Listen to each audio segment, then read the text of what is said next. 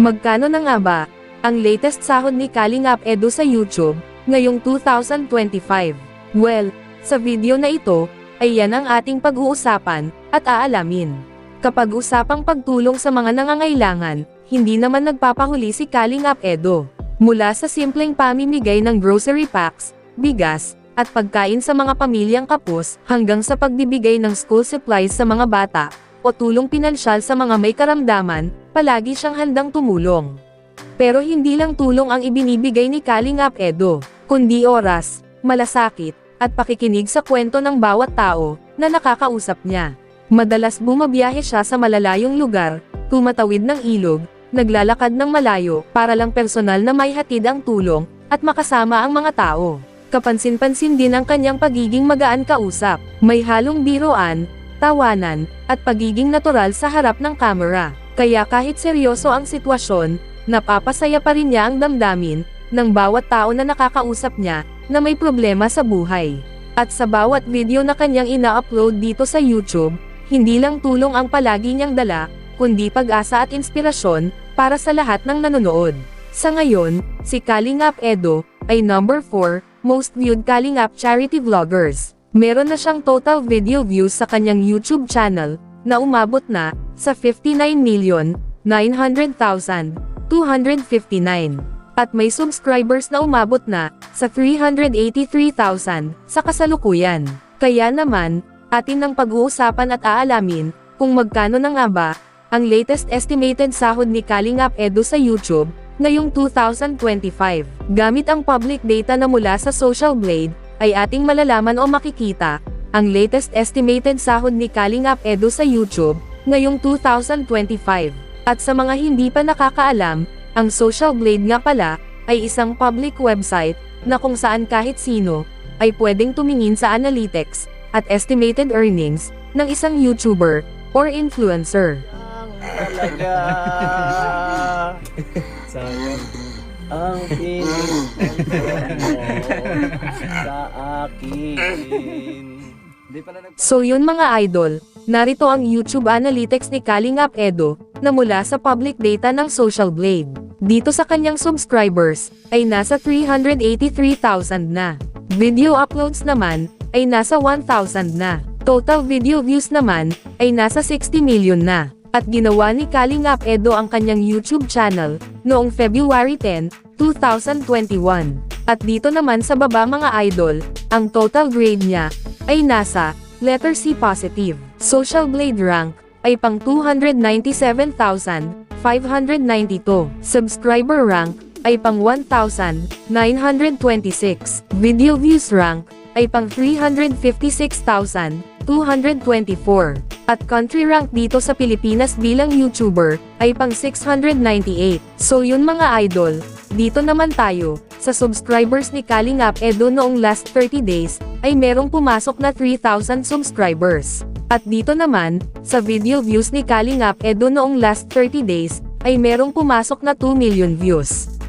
So yun mga idol, dito naman tayo sa daily channel metrics ni Kalingap Edu noong last 30 days. Makikita natin dito ang pumasok na subscribers, pumasok na video views, at ang kanyang estimated earnings sa bawat araw. Pero mga idol, ang titingnan natin dito ay ang daily average at weekly average. At disclaimer lang mga idol, ang impormasyon na inyong napapanood ay isang estimated earnings lamang.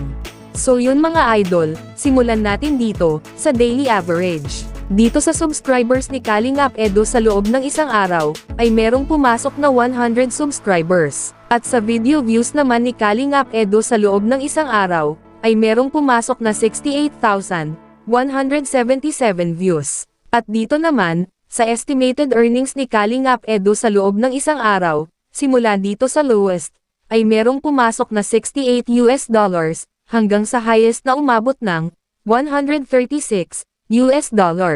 At kung i-convert natin ito sa Philippine Peso, ang katumbas nga pala ng $1 sa Philippine Peso ngayon ay nasa 56 pesos. So yun mga idol, ang katumbas ng $68 sa Philippine Peso ay nasa 3,808 pesos. Ito ang posibleng kikitain ni Kalingap Edo sa loob ng isang araw, sa lowest estimated earnings. At ang katumbas naman, ng $136 sa Philippine peso, ay nasa 7,616 pesos. Ito naman, ang posibleng kikitain ni Kalingap Edo sa loob ng isang araw, sa highest estimated earnings. So yun mga idol, dito naman tayo, sa weekly average. Dito sa subscribers ni Kalingap Edo sa loob ng isang linggo, ay wala pang nakalagay. At dito sa video views ni Kalingap Edo sa loob ng isang linggo, ay merong pumasok na 478,181 views. At dito naman, sa estimated earnings ni Kalingap Edo sa loob ng isang linggo, ay merong pumasok na $478 hanggang sa highest na umabot ng $956. At kung i-convert natin ito sa Philippine peso, ang katumbas ng $478 sa Philippine peso ay nasa 26,768 pesos. Ito ang posibleng kikitain ni Kalingap Edo sa loob ng isang linggo, sa lowest estimated earnings. At ang katumbas naman, ng $956 sa Philippine peso, ay nasa 53,536 pesos. Ito naman, ang posibleng kikitain ni Kalingap Edo sa loob ng isang linggo, sa highest estimated earnings. So yun mga idol, dito naman tayo, sa monthly estimated earnings. At uulitin ko lang mga idol, ang impormasyon na ibinabahagi ko sa inyo, ay isang estimated earnings lamang. So yun mga idol, simula dito sa lowest ay merong pumasok na $2,000 hanggang sa highest na umabot ng $4,100.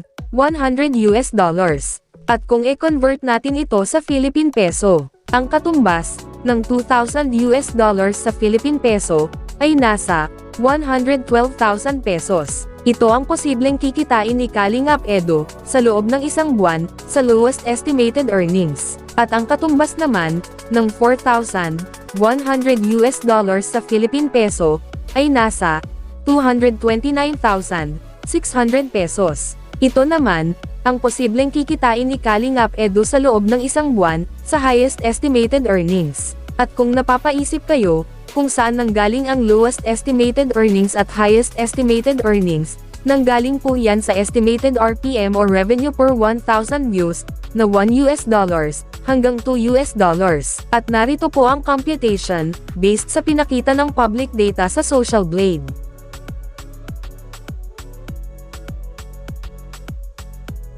At yung highest estimated earnings na ating nabanggit na sobrang laki, ay makukuha lamang yan ni Kalingap Edo, kung ang lahat ng nakapanood sa kanyang YouTube videos noong last 30 days, ay hindi nag-skip ng ads. Pero bihira lang, na walang mag-skip ng ads, kaya dito lang malapit ang estimated earnings ni Kalingap Edo, sa lowest estimated earnings. So yun mga idol, hanggang dito na lang ang video na ito. Maraming salamat po mga idol, sa panonood.